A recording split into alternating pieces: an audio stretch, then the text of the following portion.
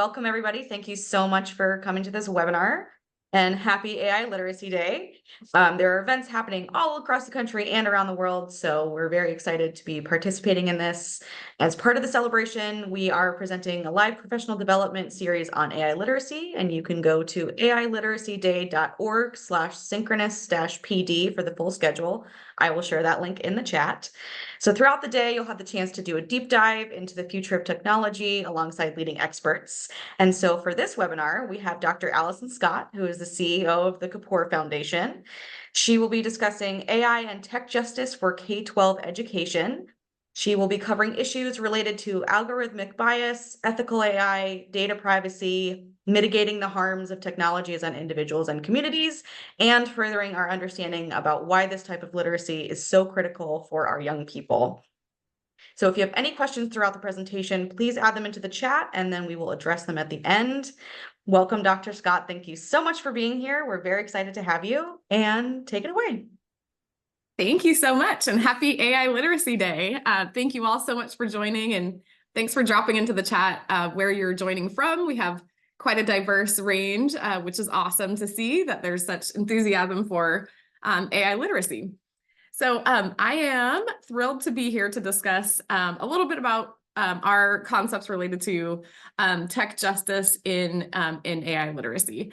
So I am Allison Scott. I'm the CEO of the Kapor Foundation. For those of you who know us, we are a operating foundation based in Oakland, California. Our work is focused on trying to create a more equitable technology ecosystem that addresses inequality, creates economic opportunity, tackles critical societal issues, and reflects the power and perspectives of communities of color.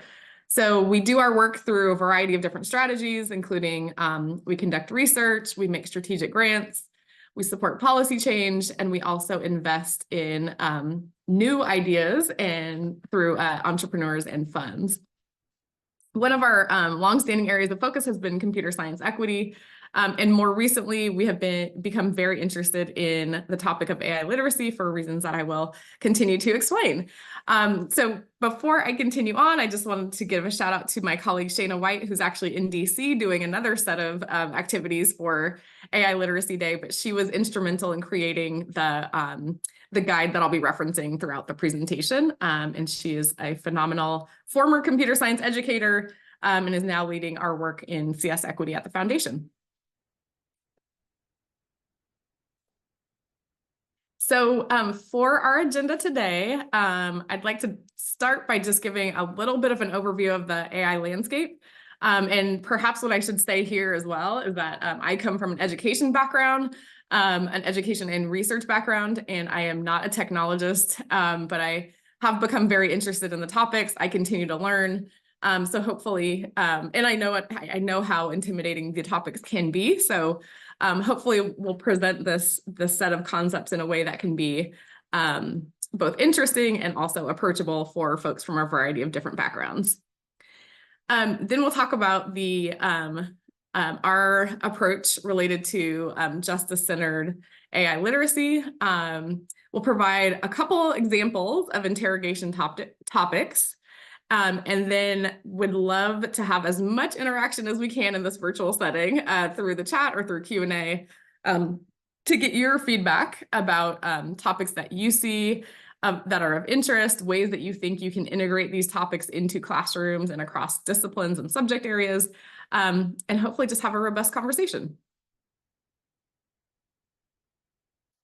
Okay, so starting off with the AI landscape, just a couple things that I wanted to highlight. So here's a quote from Dr. Kai-Fu Lee, who's a venture capitalist and author and one of the big thinkers around AI. His quote is, "AI is going to change the world more than anything in the history of mankind, more than electricity." Some people can hear this quote and think, that seems a little overblown. There are lots of debates, but I think it's a helpful way to ground the conversation about just how important this time is and how important this technology is to all aspects of our society.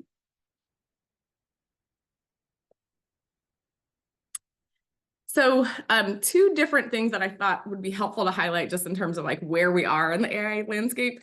So one is that there's been a huge amount of investment in generative AI. You've probably seen headlines all over the place about some of the big companies, including OpenAI and Anthropic, and how they are getting huge investments from some of the big tech companies like Amazon and Microsoft.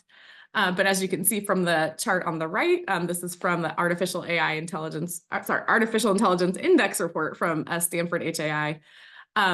The amount of investment is surging tremendously. As at the same time, on the left side, you see that there is a lot more interest in regulation. Like, how do we understand this technology? How do we think about the regulation of this technology? And as many people saw, we did have an executive order come out from the Biden administration last fall that helped to kind of articulate the first articulation of like the government's approach to regulating the space. Again, as a non-technologist, my caveat is there are lots of debates about the actual abilities of large language models, but I thought this was an important just summary graph. And this is from OpenAI about the performance of their different language models on some standardized tests. And I think the big takeaway here, we saw that GPT-4 was able to pass the bar exam, pass some of the medical licensing exams, pass some of the AP exams. So I would say the big takeaway here is just that the language models continue to evolve and get more accurate, at least in predicting standardized data. There's a whole other conversation about the things that they can't quite do well, hallucinations, bias in data, et cetera. But this is helpful to see just how advanced this technology has actually become. And I'd be curious to hear how many folks have started playing around with AI in ways to generate additional content beyond just text. So everything from video using OpenAI's model, Sora, to Stable Diffusion's model, to create images and also create audio has been a really interesting evolution of this technology. And on the other side, lots of potential challenges have come along with these promising developments as well. And then finally, in education, what we do know is that students are using generative AI. Some data shows that students are using generative AI more than faculty members. There's another study that showed that teachers, I believe it was K12 teachers, are really beginning to utilize the tools and start to better understand the tools. It looks like 53% have said they've had coursework that requires them to use AI as a part of an assignment, which is a huge growth from maybe just 2 years prior. And then the other piece that we spend a lot of time talking about, which is the level of access that students have to computer science, which at this point is one of the only disciplines that will allow them to go deep into understanding the technologies, understanding algorithms.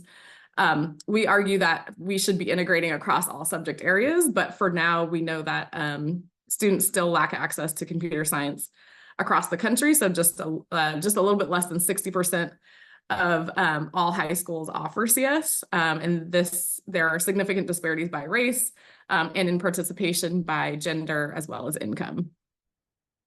So my main takeaway here is while students are using the tools, students have less opportunity to develop the concepts, the content, the knowledge behind the development of those tools.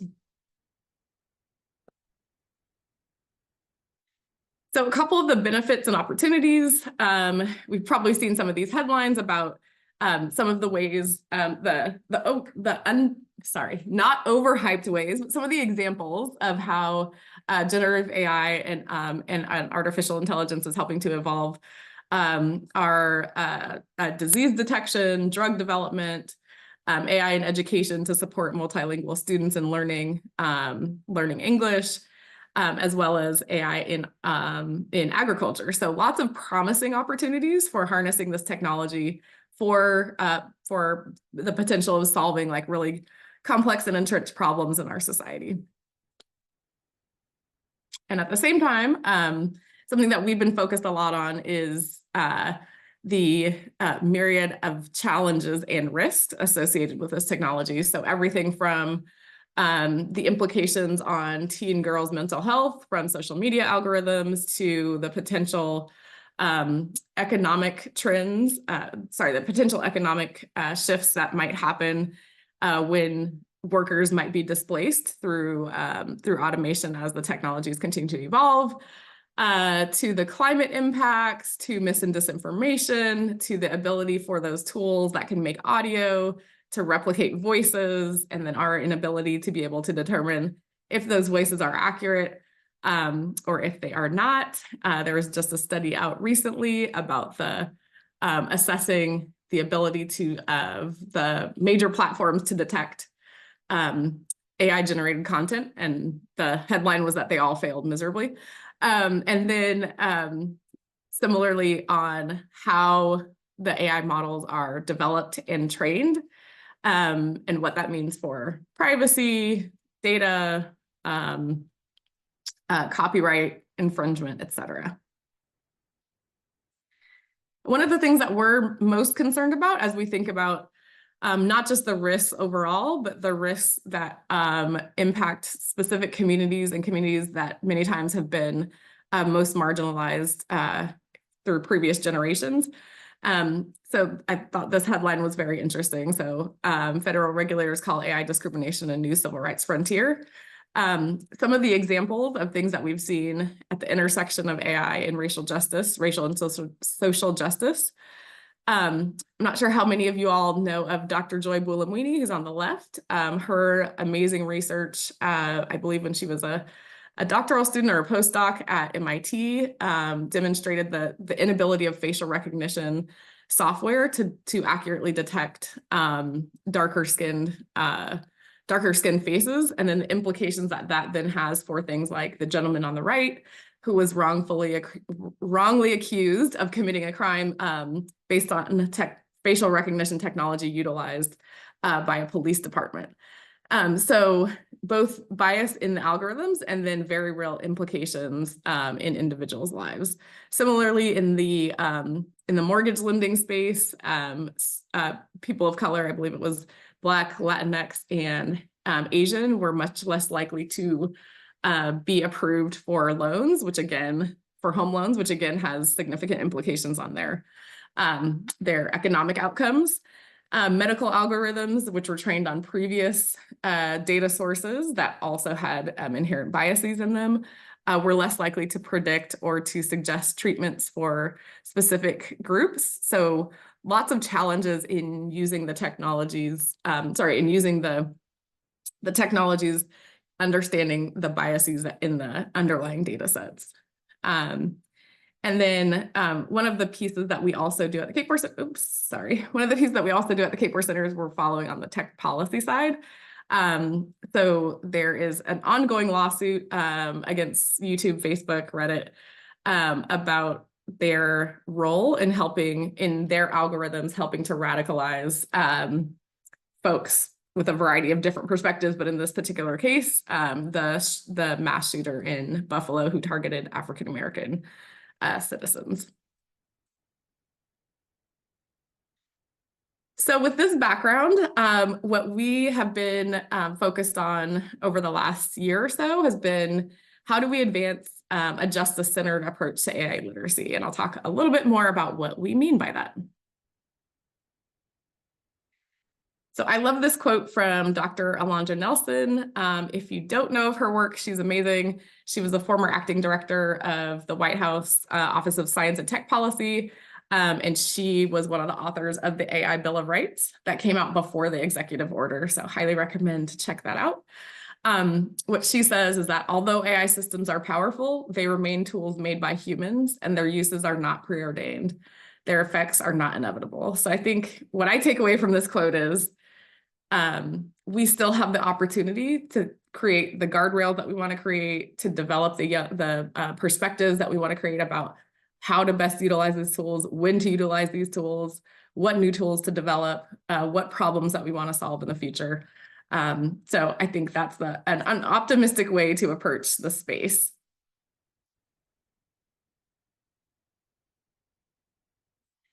So our quick rationale, I won't spend too much time on this. One, just that the AI landscape is rapidly evolving. Pretty much everyone is trying to figure out how to harness this technology for good while putting in guardrails to minimize risk.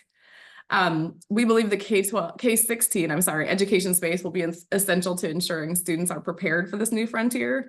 But in order to do that, we'll need to undergo significant transformation to develop a robust and diverse pipeline of the future scholars, technologists, artists, policymakers, et cetera, to engage in this new frontier.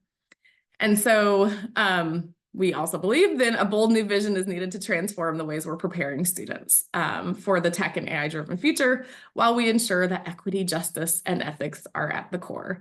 So I'd love to understand more about where you all are coming from, how much you have begun to integrate AI literacy in schools, districts, organizations. I think we still have quite a long ways to go, but it's exciting to see this level of momentum around the topic. Okay, so our new vision. So the new vision for responsible AI and tech justice in K-12 in particular would be, we want to have a robust and comprehensive course of study that utilizes a racial justice and social justice lens to equip all students with the knowledge and resources to critically interrogate the ethical and equitable development, deployment, and impacts of AI, while simultaneously challenging, disrupting, and remedying the harms that these technologies can produce within individuals' lives, communities, and society at large. So I know that's a huge mouthful. A couple quick points that I wanted to make here. So one, we don't think it's just about understanding how the technology is developed, but interrogating who created the technology, why was it created, what are the impacts of the technologies. And also, I think what we want to be pushing for is for students to be thinking, to be future thinking and thinking about both by understanding what exists now, how can they create even more phenomenal solutions for the future. And I should also say one more thing here. That it's not clear where, this is a whole other discussion, but it's not clear where this yet fits in education. And I think that's a huge challenge for all of us to kind of wrestle with and to be, putting forth ideas and advocating for, do we want to make sure that these concepts get integrated into every discipline, into every classroom? Do we need a whole separate focus area? I know there are many different conversations ongoing, but I think that's a big piece for us to consider. Like, how do we move towards this vision in our current system? So this is the guide. I'll make sure to share the link so folks can download it if you're interested. So the guide has the definition that I mentioned. We had an amazing group of advisors, some of these names that you'll recognize, leading scholars in the field of artificial intelligence, bias in tech, racism in computing, education equity. And they have been phenomenal in helping to pull this work together. So I wanted to pause there and then describe what the guide actually has. So we have this vision. If we believe that vision could be, if we want to pursue that vision, there are 6 core components that we've kind of outlined as critical to advancing that vision. And I'll go through each of them. And then, as I said before, we'll have time to dive into a few of them. So the first is to examine the AI technology creation system, from who designs and develops products and how they're developed to who invests in their creation and benefits from their adoption. That is a whole mouthful. I think that's a really important area to discuss. I think a lot of students have used ChatGPT. Are they familiar that ChatGPT is a tool from the company OpenAI, and then who invests in OpenAI and who's on OpenAI's board, and what are the kind of orientations that they're bringing to this work? What are their ultimate goals? What is their vision for the creation of this technology? I think it's a really important piece for us to examine. The second is to interrogate the complex relationship between technology and human beings, including human-computer interaction, topics of values, ethics, privacy, and safety. A lot of work has been done on this at the Stanford Center for Human and Artificial Intelligence, but kind of, exploring the topics of, what is the role of some of the core elements of being human versus like what can robots accomplish, what are humans innately good at, where do those things merge, where should they merge, how do we keep pieces of it separate? Lots to discuss there.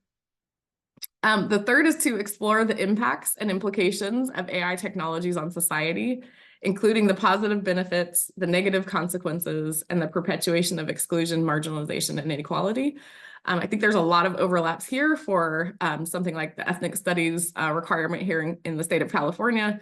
And there are so many examples of both of the positive benefits and also the ways in which previous inequality is continuing to perpetuate additional inequality. So examples are if there are biases in specific data sets that are being trained, that algorithms are being trained on, those biases then get replicated and then have very real consequences for folks on the other end. The fourth is to interrogate personal usage of AI technologies. So I know there's work on digital literacy, but really wanting to make sure that students or young people are critical consumers of the products that they use, and they're able to address misuse, exploitation, and safety concerns. We'll do a deep dive into this one in a second. The fifth is to build a critical lens in the usage, analysis, interpretation, and reporting of data. So here, really digging into understanding algorithmic bias, understanding data sets, like asking questions of data sets, where did data sets come from? What could have been some challenges in either collecting that data, utilizing the data, et cetera. And then last but not least, minimize, mitigate, and eliminate the harm and injustice caused by AI technologies through the responsible and ethical creation process and individual and collective right to refusal. So I think this one is, this is where we'd love to see our education space moving, where students are now thinking they've gotten like the interrogation of technologies. They've thought about different data sources. They've thought about their own use, and now they can think through the creation process of new technologies and ways to utilize these to advance good. In the guide, you'll see, I just kind of highlighted them really quickly, but you'll see the core components. With each core component, there's a set of sample interrogation questions. The core components are a guide for educators, parents, policymakers, advocates to hopefully design learning experiences across educational settings. The sample interrogation questions provide kind of just some suggested ideas, some suggested questions, while allowing space for creativity, innovation, and evolution as the space evolves, understanding that educators are extremely talented and creative and know their populations best. So asking, so we just wanted to provide some sample questions. And importantly, we aim to ensure that these concepts are used by K-12 educators across disciplines and pathways to inform their instruction, their pedagogy, their policies, and their curricular resources.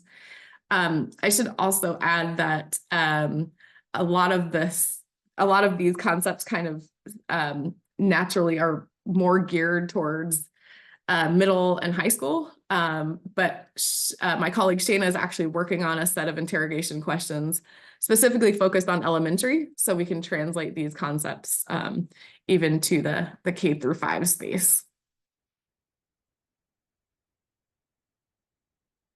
Okay, a few examples to dig a little bit deeper.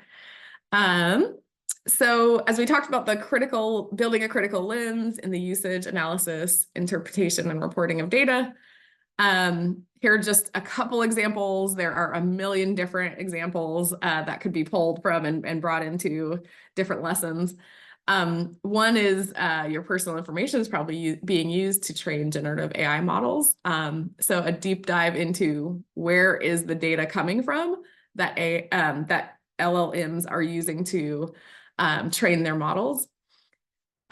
Should companies be allowed to use our data from sources like YouTube? If you've uploaded a video, they've now been transcribing, I'm sorry, YouTube videos into text to use that text to then train the LLMs. Should artists and writers be compensated if their data is used to train LLMs? And maybe even content creators who have uploaded a ton of videos to YouTube. There's an active lawsuit right now with the New York Times against OpenAI and Microsoft for that very topic. So these are just a couple interrogation questions that I could see being applied in math, in English, and in persuasive writing, in government, and in computer science. And I'm sure many others that I haven't thought about. Second one, as we talked about the interrogation of personal usage of technology. So we know that young people are incredibly A, tech savvy, and B, use social media a ton. So this little graph at the bottom, nearly 1 in 5 teens say they're on YouTube and TikTok almost constantly. So students are using their devices as well as social media a lot. We also know from a variety of different sources and research that the social media algorithms have had significant implications on the mental health, for example, of teenage girls, in addition to helping to spread mis and disinformation. So some of the questions here could be just a basic understanding of how our social media algorithms developed, how are they optimized for attention, how does that then relate back to things like how social media is driving a mental health crisis for teens? How do algorithms impact the information in your social media feeds? Just in like anecdotal conversations with teenagers, some of whom are in my family. I feel like there's a variety of different levels of knowledge about how the algorithms are actually feeding the content that goes into their feeds versus it being a standard set of information that all, let's say, 17-year-old boys are getting. How are marginalized groups more impacted by mis and disinformation spread online? And then the TikTok ban is a hot topic and top of mind for many people and many young people. So maybe a whole discussion about should social media companies be sued for algorithms driving mis or disinformation?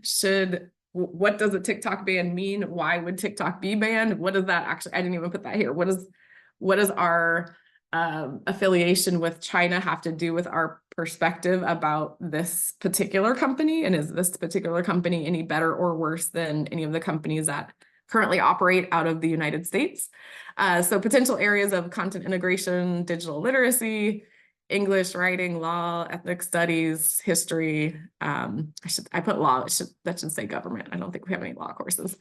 So, and I'm sure there are a variety of different ideas that you all have of ways to open up these conversations and help to develop this like set of critical interrogation among our students. So I'm going to shift to Q&A, and I have some prompt questions for you all, but if you have any for me, I would be more than happy to answer them. So very, very curious, which topics resonate most with you? Which topics do you think your students are interested in? Are there, off the top of your heads, additional examples of ways you could integrate these topics into your classroom, your school, your district, or your organization? And I will pause and I will check the chat.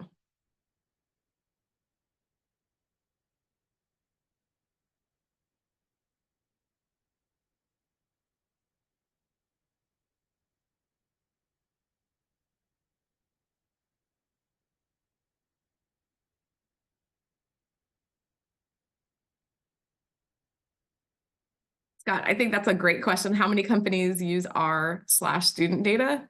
Is that an idea that you have for, sorry, is that a question for me or an idea for us to also explore?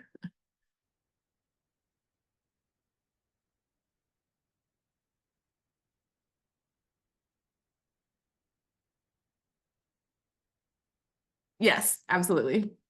And Scott, to that point, I would say there's also one of the things that we've seen, and I know you're seeing in schools and districts, is a proliferation of new tools that are promising to do a whole variety of things, some of which I'm sure will be able to do great things. But the data collection piece, I think, is really important in terms of in classrooms and in schools, what access do they have to that data? Then separately, just data that we're sharing every time we do anything on our phones. Are we aware of our privacy settings? Does our Snapchat allow any individual to be able to track our current location if we post a snap?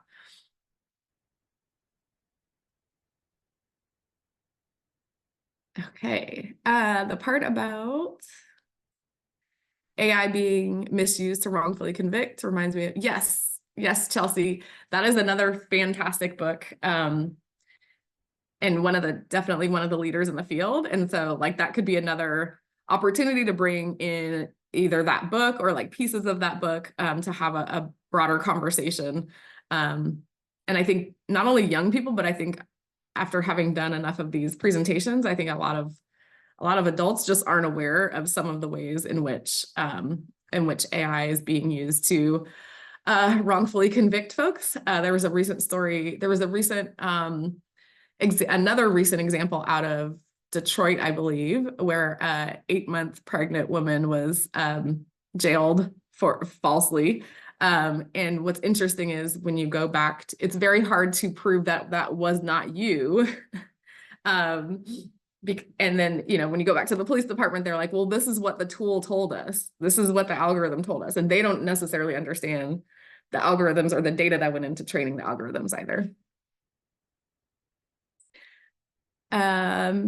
Mara, how can we make sure students feel that educators care about the issues of bias that AI often exhibits? I love that question. My personal opinion, I think,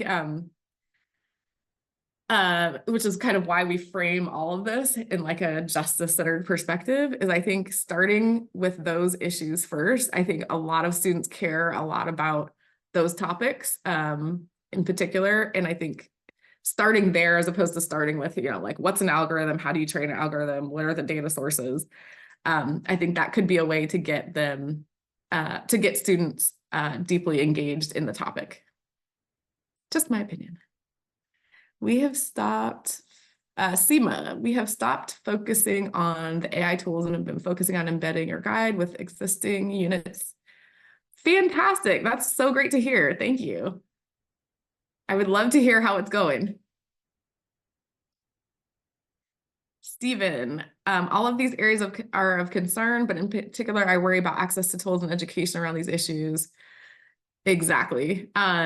Stephen, I think that's something like that is absolutely what we are super interested in and invested in. So as we said, 2 things. One, we want these concepts to be integrated across K-12 and all disciplines, but also we cannot forget that 57%, that's just computer science courses in high schools. We still have a long ways to go in even preparing or providing equal access to computing topics based on like social and economic status. So it also potentially gives us an opportunity. I don't have an answer, but I think it gives us an opportunity to think really clearly about how do we address issues of inequity in education on the front end, knowing that this topic is so critical and essential at this moment. Do you have links to resources? Yes, Chelsea, that was the one thing I didn't mention, which is that in the guide there, Shayna spent a bunch of time pulling together like everything from links to articles to like lots of different like commentaries so that you don't have to look things up if you want to just get started with a couple examples, that is in the appendix of the guide that we'll make sure to share with you.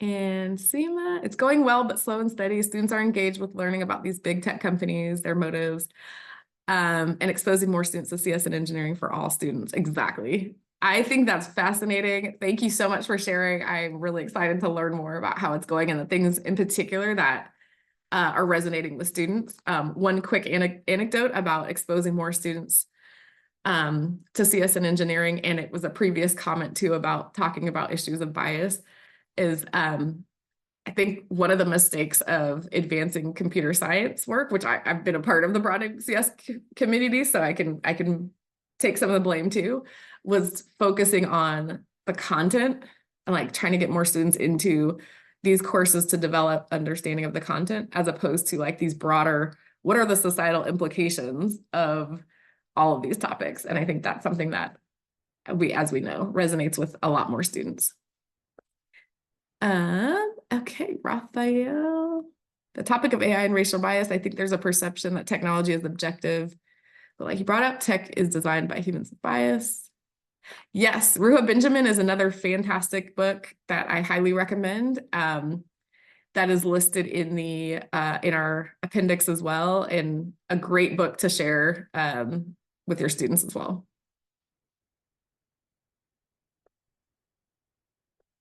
Okay, keep them coming. I've been told I have to end right at 12, so I'm trying to be mindful of time. But love your comments and questions. This is like fantastic. Two quick things I wanted to mention.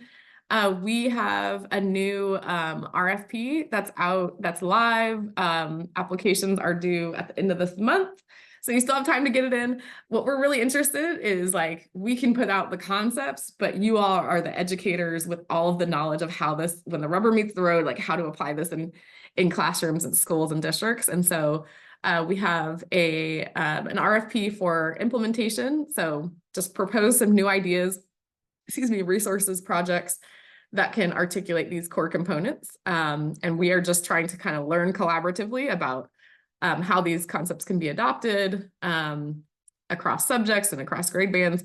And hopefully we can open source this information so that educators across the country can also continue to expand their learning on this topic. And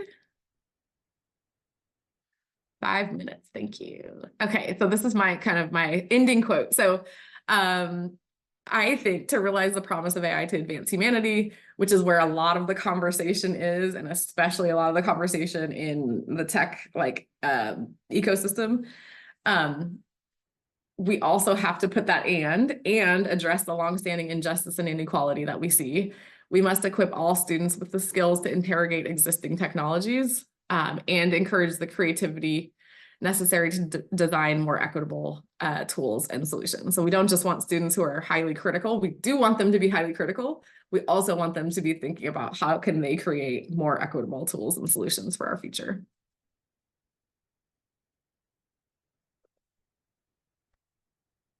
And that is my last slide. So just a few ways to take action. If you haven't already, I'm doing the same thing. Like I am trying to learn every day as quickly as I can. I would just recommend like play around with some of the tools to gain familiarity into what they can and can't do. You'll quickly spot areas that they're not quite polished, or they're not quite as good as, you know, what you would expect a human to be good at. But I think it's just helpful to gain familiarity. Apply to our RFP if you're interested. Just try out a new lesson or topic in the classroom to the extent that you have access to resources and can bring it in. It would be very interesting to just see how that goes. And then as we know from AI EDU and Innovate EDU, there are lots of national and statewide efforts in each of your locations to expand AI and CS education. So please join us as we continue to help to advance this work. And I think I have maybe one.